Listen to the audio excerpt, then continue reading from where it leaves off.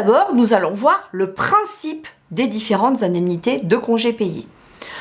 En effet, le principe de l'indemnité de congés payés ainsi que de son mode de calcul est défini par le Code du travail. Toutefois, rien n'empêche une convention collective d'être plus avantageuse.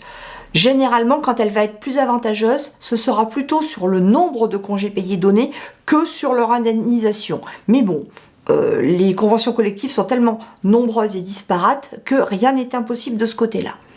Donc, par principe, on peut dire que chaque congé annuel va ouvrir droit à une indemnisation pour le salarié. Cette indemnisation ne peut en aucun cas être inférieure à la rémunération habituelle du salarié.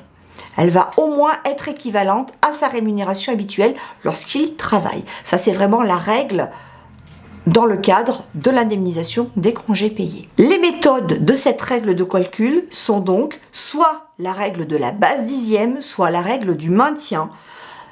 À charge effectivement au gestionnaire de paye de calculer les deux et de choisir la plus avantageuse. Il faut bien retenir que systématiquement les deux calculs doivent être faits. Systématiquement.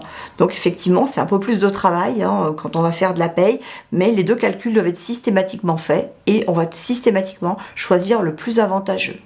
En effet, en fonction de différentes choses qui vont rentrer, de différentes primes, de différents salaires, des heures sup, etc., qui vont rentrer au fur et à mesure, un salarié peut très bien avoir un mois la base dixième plus avantageuse et le mois suivant le maintien, par exemple. Ce n'est absolument pas impossible.